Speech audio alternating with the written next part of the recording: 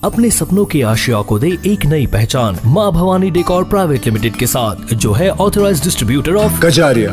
देश की मिट्टी से बनी टाइल से देश को बनाते हैं। और जहाँ मिलती है सभी प्रकार के Indian and imported granite, marble, sanitary एवं कोटा स्टोन का अनोखा एवं आकर्षक संग्रह। माँ भवानी डेकोर प्राइवेट लिमिटेड मतलब a complete floor solutions. New 0 mile Dadar road, Muzaffarpur. Call 993475। Bihar के समाज सेवी के रूप में जाने जाते हैं और किसान के पुत्र हैं, और आप बहुत लोकप्रिय हुए थे, जो 3 फुट के जमीन पर मतलब कि जो है घर बनाने में प्रसिद्ध हुआ था। उसके बाद आपके पुत्री जो है जाह्नवी, वो अभी देश में नाम कमा रही हैं। अभी उन्होंने जो सम्मानित पाए हैं, उसके बाद में आपके जो पुत्र है वो भी मतलब कि 56 कंपनियां के CEO बने हैं। इस पर क्या कहेंगे आप? नमस्कार, मेरा नाम संतोष है, मुजफ्फरपुर से हूँ। सभी दर्शकों को पहले तो धन्यवाद। मेरी जर्नी समाज सेवा की 18 साल की उम्र से शुरू हुई थी। और होता नहीं है कि कोई काम जब कम उम्र में रहिएगा तो सोचिएगा, तरह तरह का ख्वाहिश रहता है कि यह बनेंगे वह बनेंगे। मेरा एक ही सोच था कि जिस फील्ड में रहे उसमें सबसे ऊपर का दर्जा हमें प्राप्त हो, और लगातार लगे रहे। समाज सेवा को ही हमने चुना 18 साल की उम्र से। तो समाज सेवा की सबसे ऊपर वाली जो सीढ़ी मानी जाती है, वह पूरे वैश्विक स्तर का अगर आपका नेटवर्क हो तो उसको माना जाता है कि नहीं, यह बहुत सक्सेसफुल हो गया। और ऐसा ही हुआ। होते होते संयुक्त राष्ट्र, जो दुनिया की सबसे बड़ी असेंबली है, दुनिया का गार्जियन उसको आप कह सकते हैं, 193 देशों का वह पूरा डाटाबेस रखती है, और साथ ही सभी के नियम कानून पर भी उनका पकड़ है। तो उस सदन द्वारा के NGO कमेटी द्वारा जो हमारी संस्थान चिक्का फेडरेशन ऑफ इंडिया है, उसको सबसे सर्वोच्च दर्जा मिला, जो भारत में 4-5 संस्थानों को ही प्राप्त है। जैसे आप नाम सुनते होंगे सुलभ इंटरनेशनल, सुलभ शौचालय तो लगभग लोग जानते हैं, आम से खास लोग तक जानते हैं। तो वह सुलभ इंटरनेशनल के जो संस्थापक हैं डॉक्टर बिंदेश्वरी पाठक जी, उनको भी यह दर्जा प्राप्त है, जो अपने बिहार के वैशाली से हैं और मुजफ्फरपुर से। हम माने बिहार से 2 लोग हैं, और पूरे देश से 4-5 लोग अधिक से अधिक होंगे जिनके संस्थान को यह दर्जा प्राप्त है। तो पूरी कहानी मैं बताता हूं। जब इसमें आवेदन दिया था तो तरह तरह के क्वेश्चनार वहां से आते थे, हजारों आवेदन पूरी दुनिया से वहां गए हुए थे। जब सभी का आवेदन गया तो स्क्रूटनाइज करने के लिए 56 देश का एक सब कमेटी बनाया गया कि भाई आप लोग जो हमारे डिप्लोमेट्स है 56 देश के, वो चुनेंगे जो इसमें से किनका आवेदन योग्य है, जिनको हम स्पेशल कंसल्टेटिव स्टेटस का दर्जा दे सकें। उसके बाद उन लोगों ने उसमें से छटनी किया, हजारों आवेदन छटे, और 500 कुछ संस्थानों का सिलेक्शन हुआ। उस 500 कुछ लोगों में से भी सिलेक्शन बहुत कम संस्थानों का करना था, क्योंकि बहुत बड़ी बात है, इस स्टेटस को कहा जाता है द हाईएस्ट स्टेटस गिवन मांगा जा रहा है। लेकिन पूरे बिहार, मुजफ्फरपुर और देश के लिए गर्व का बात था कि हमारी संस्थान को भी वह स्टेटस प्राप्त हुआ, और मेल में लिखा हुआ था heartfelt congratulation for getting awarded with the special consultative status. और वहीं से संयुक्त राष्ट्र की जर्नी हमारी शुरू हुई। हम कभी कभी कई सक्सेस स्टोरी में भी निकले हैं, कई मैगजीन्स में भी निकले हैं। अम्मा टू अमेरिका, अम्मा हमारा गांव है, वहां से अमेरिका तक की यात्रा। अमेरिका कई लोग जाते हैं, नौकरियों और कारण जाते हैं, लेकिन अमेरिका में भी संयुक्त राष्ट्र जो दुनिया की सर्वोच्च संस्थान है, वहां जाना एक वाकई गर्व भरा पल था। और तब हमको वहां से आता है कि भाई अब सेशन में आपको अटेंड करना है। सेशन किस बात पर था? Status of women in the world. तो फिर हम लोग वीजा वगैरह के लिए फिराक में लग गए कि वीजा हमारा तो था नहीं, और अमेरिकन वीजा काफी कड़ाई से देते हैं वो लोग, बहुत कम लोगों को दे पाते हैं।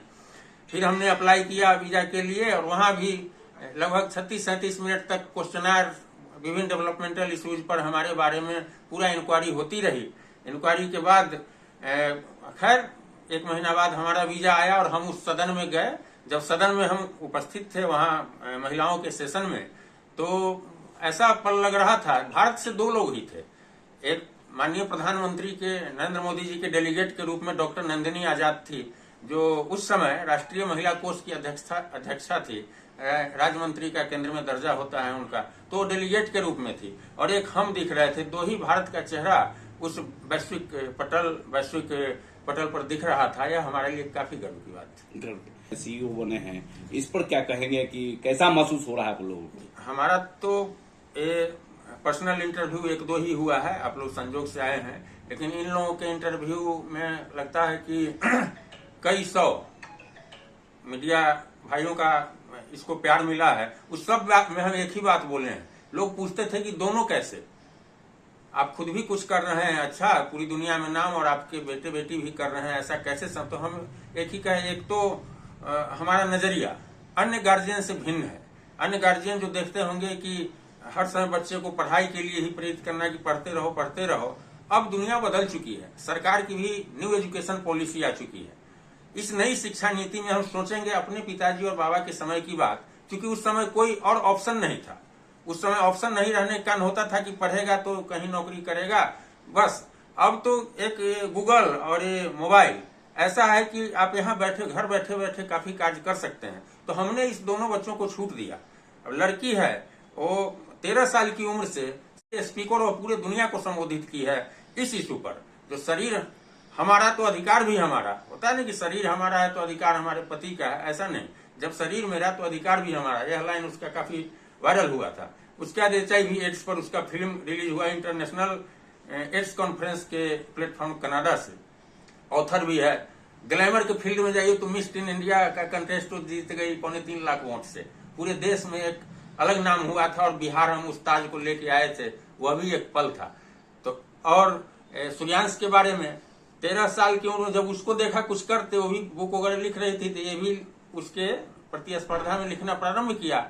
उससे पहले ही लिख लिया, 7 दिन में ही लिख लिया। और बुक लिखने के बाद एकाएक इसका इंटरेस्ट चला जाता है कॉर्पोरेट बिजनेस कॉर्पोरेट में। और सीखते सीखते जो अभी का सबसे महत्वपूर्ण विषय है ब्लॉकचेन टेक्नोलॉजी, उस पर ही 1.5 साल 2 साल से मेहनत कर रहा था। और करते करते आज IIT कानपुर का सबसे कम उम्र का सर्टिफिकेट लेने वाला छात्र बन गया उस टेक्नोलॉजी में, जिस टेक्नोलॉजी को अभी कई अधिकतर % लोग जानते ही नहीं है। तो हमने एक गाइडेंस दिया, इसी का प्रभाव है कि ये दोनों भी आगे जा रहे हैं और अपने जिला राज्य का नाम विश्व में कर रहे हैं। जिक्का फेडरेशन ऑफ इंडिया का जो मतलब कि उद्देश्य क्या रहेगा, मतलब कि किस तरह कैसे क्षेत्र में काम करेगी? कर रही है।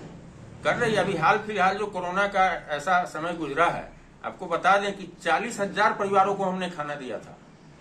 हम क्या देंगे, भगवान देते हैं, माने मेरे व्यवस्था के कारण 40,000 परिवार यहाँ मोतिहारी, बेगूसराय, सीतामढ़ी, शिवहर में 40,000 परिवारों को हमने दिया था। जब पूरी दुनिया तड़प रही थी, सभी के रोजगार बंद हो चुके थे। उसके अलावा हमारे स्किल सेंटर, डेवलपमेंट सेंटर हैं जहाँ मुफ्त में बच्चे कंप्यूटर कोर्स करते हैं। इसके अलावा वोमेन एम्पावरमेंट पर राष्ट्रीय महिला आयोग, उसका सड़क जो रोड एक्सीडेंट्स इतने हो रहे हैं, इस पर सड़क परिवहन मंत्रालय से हमारा कोलैबोरेशन है, उस पर काम चलता है। मतलब मेरा सोच ये रहता है कि हमारी NGO है तो ऐसा नहीं कि उसमें बहुत फंडिंग ले आना है। हम अपने सोच से कैसे दुनिया बदल सके वह काम ज्यादा करना है। पैसा तो किसी को दे दीजिएगा तो काम कर ही लेगा, अच्छा या खराब। बिना पैसा के एडवोकेसी के माध्यम से आप जितना जागरूक कर रहे हैं वह बड़ी बात है। आज इस घर का वह युवा घर 6 फीट वाला बात हो, चाहे जानवी के सेक्सुअल राइट पीरियड संबंधी जानकारी का बात हो, चाहे एंटरप्रेन्योर से संबंधित 14 साल के IIT के बच्चा का बात हो, आप लोग जितना न्यूज चलाते हैं यह भी तो आप सरकार का ही काम कर रहे हैं ना। सरकार किसी बात के जागरूकता के लिए जितनी राशि खर्च करती है वो आप मुफ्त में कर रहे हैं। हमारा भी नाम हो रहा है और एक जानकारी घर घर तक पहुंच रहा है। एक एक वीडियो जाता है तो मान लिया कि उसको 10 मिलियन लोग देखे, 10 मिलियन में से 10 स्किल ट्रेनिंग, स्किल एजुकेशन हम लोग मेन दे रहे हैं और जागरूक करने का काम कर रहे हैं।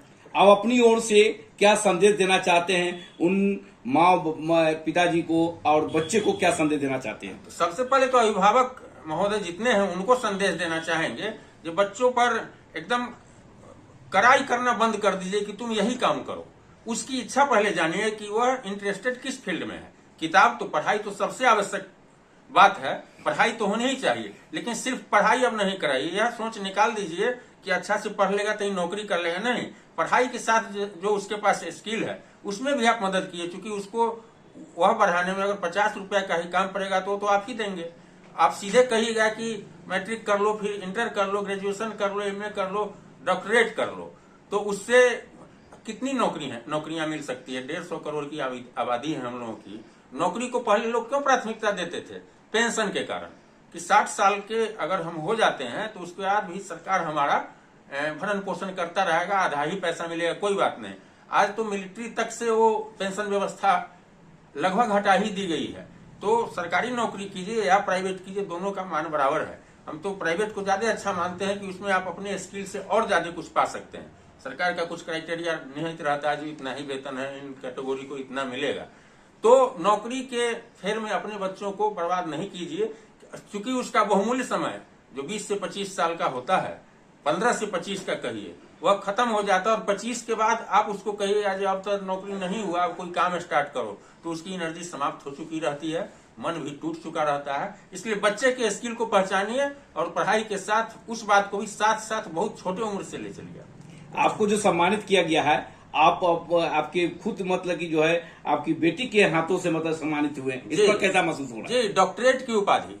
हम कोई पीएचडी तो किए नहीं है, ठीक है, ज्ञान है, लेकिन कहीं से कोर्स किए नहीं। एक विदेशी यूनिवर्सिटी, साउथ कोरिया की यूनिवर्सिटी को द्वारा निर्णय लिया गया कि हम संतोष कुमार को, जो यूएन रिप्रेजेंटेटिव है, उनको हम डॉक्टरेट से नवाजेंगे, डॉक्टर इन सोशल वर्क। उसी दरमियान लेने के लिए हम ऊटी गए थे, 6 लोगों से गए थे, बेटी भी थी उसमें। आयोजक की नजर जब इतना परिचय हम बताए जाह्नवी का, और लोग सुनने वाले भी शायद जानते ही होंगे, तो परिचय बताया तो वो भी कहीं न कहीं से जान रहे थे। बस उसको भी 6 गेस्ट जो थे कि ये प्रोवाइड करेंगे, और हम लोग थे लेने वाले में, जो 15-20 लोगों को पूरे देश से मिलना था। तो महामंडलेश्वर थे, महाकाल मंदिर उज्जैन के मधुसूदन आनंद जी महाराज थे, यूनिवर्सिटी के रजिस्ट्रार थे, सीनियर पर्सनालिटीज थे। उस बीच में